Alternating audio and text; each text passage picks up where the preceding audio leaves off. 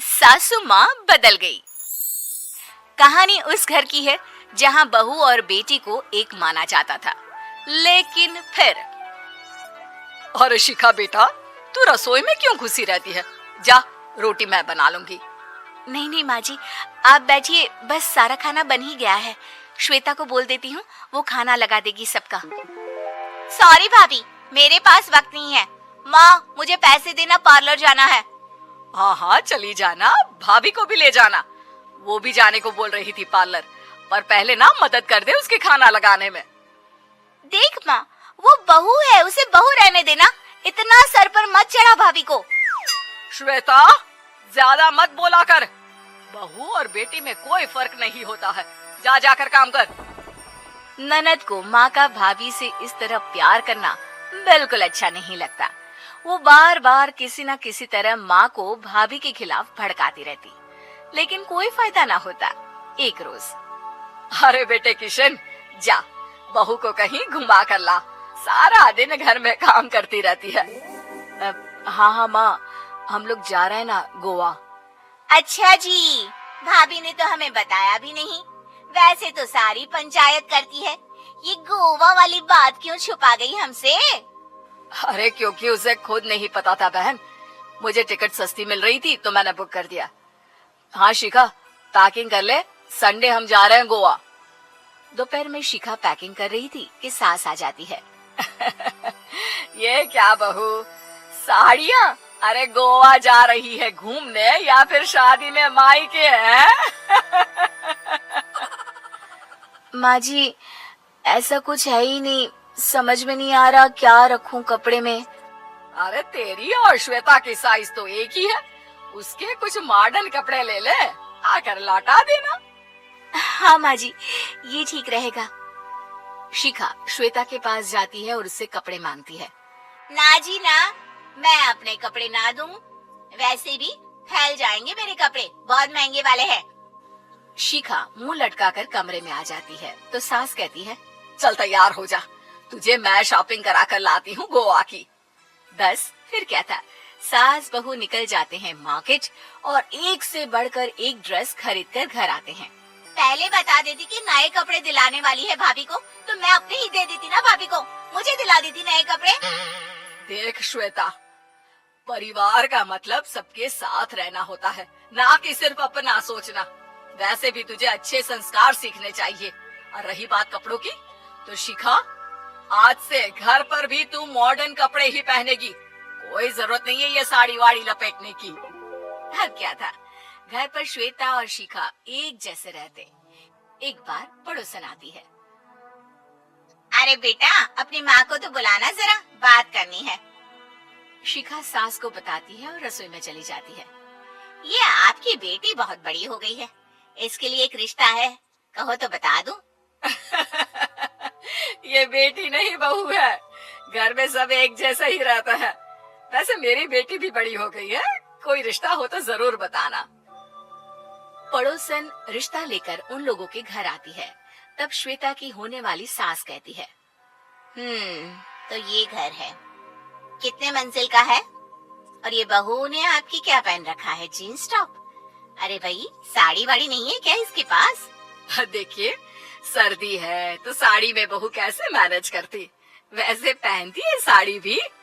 देखिए, हम लोग ठहरे पैसे वाले लोग, कोई कमी नहीं है हम लोगों के पास पैसों की, बहुत पैसे हैं, जमीन, नौकर चाकर, कार, सब कुछ है, लेकिन घर में संस्कारी बहू चाहिए, समझ रही है ना आप? सास कुछ कहती कि श्वेता बोल पड़ती है, हाय रे, नौकर चाकर से लेकर जमीन, कार, पैसा, हाँ, मुझे रिश्ता मंजूर है मुझे। अरे रुक जा श्वेता, मैं बात कर रही हूँ ना। देखिए, हम लोगों के घर इतनी आजादी नहीं मिलेगी। अरे हाँ कर देना माँ, हाँ कर दे जल्दी से। सास क्या करती, बेटी की शादी ऐसे घर में कर देती है जहाँ ना उनके विचार मिलते हैं और ना ही आचार। शादी के बाद एक रोज फोन पर, श्वेता बेटा, एक बार घर आ जा, बहुत दिल करता है तुझे देखने का। माँ, वो घर पर बहुत काम होता है, कैसे आऊँ? बड़ा घर है, लेकिन आने जाने वालों की लाइन ही लगी रहती है। बेटा मैं तो जानती थी उस घर का हाल, लेकिन तू ही नहीं मान रही थी। माँ देख, हर घर का यही हाल है। तेरी बेटी को यहाँ घूंघट हटाने की परमिशन नहीं है और एक तरफ भाभी स्कर्ट पहनकर घूम रही है। बेटा मुझे क्या पता था कि मेरी बेटी को ससुराल के नाम पर पिंजरा मिल जाएगा। अच्छा माँ, फोन रखती हूँ, सास को गर्मा गर्म रोटी खिलानी है। तुम लोगों की तरह नहीं कि एक रोटी बनाओ, एक सब्जी बनाओ, फिर सारा दिन फ्री होकर घूमो। सास फोन तो रख देती है, लेकिन सोच में पड़ जाती है कि एक तरफ बेटी जिसे कोई आजादी नहीं, वहीं दूसरी तरफ बहू जिसे देखकर लगता ही नहीं कि उसकी शादी भी हुई है। अगले रोज। शिखा, अरे ओ शिखा। हाँ माँ, क्या हुआ? कुछ चाहिए आपको? मैं जिम जा रही थी। जिम के कपड़ों में बहू को देखकर सास को घूंघट में अपनी बेटी का ख्याल आता है। देख बहू, घर में बहू की तरह रहा कर। इतने टाइट कपड़े पहनकर जिम जाना पसंद नहीं मुझे। जा जाकर रोटी बना। रोटी? माँ अभी तो शाम के 6 बजे हैं, इस वक्त रोटी? अब क्या मेरे खाने पीने पर भी पहरा है? अरे जब मर्जी तब मैं अपने घर में खा भी नहीं सकती क्या? बहू को अजीब लगता है। वो समझ नहीं पाती कि जो सास कल तक इतनी सपोर्टिव थी, उन्हें अचानक से क्या हो गया। वो किचन में जाती है, गरम रोटी के साथ 2 तरह की सब्जी, रायता, सलाद सब लेकर सास के पास आती है। माँ जी, खाना। इतना सारा खाना? राक्षस समझा है क्या मुझे? रोटी मांगी थी मैंने गर्मा गर्म बस। पर माँ जी, रोटी खाती किससे आप? सब्जी तो बनानी थी ना। अरे भूख मर गई मेरी तेरी बहस से। जा जाकर काम कर, अंदर पूरी रसोई साफ कर। बहू अंदर चली जाती है। थोड़ी देर में श्वेता घर आती है। अरे शिखा जल्दी से चाय ला, पकवान बना, मेरी बेटी आई है। अरे नहीं नहीं माँ, ड्राइवर बाहर खड़ा है। मैं तो घर का कोई सामान खरीदने के बहाने यहाँ आ गई हूँ, मुझे जाना होगा। अरे बेटा, पर कितने दिनों बाद देख रही हूँ तुझे, रहने आ जाना 2-4 दिन के लिए। आ जाऊंगी माँ, जब मेरी सास मरेगी तब। मैं तो रोज मन्नत मानती हूँ कि मेरी सास मर जाए तो अच्छा है। अच्छा चल, जा रही हूँ माँ।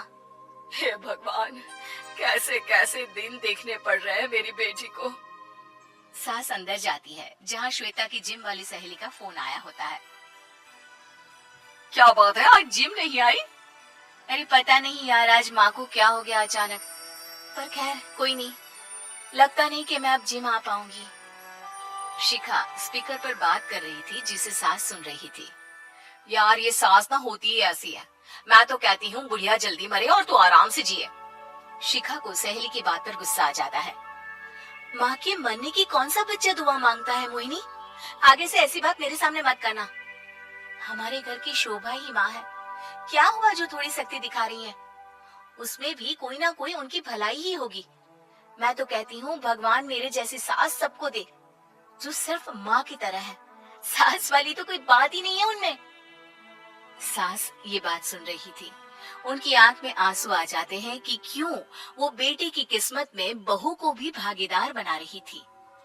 शिखा, अरे ओ शिखा, क्या हो गया? जिम नहीं जाना क्या?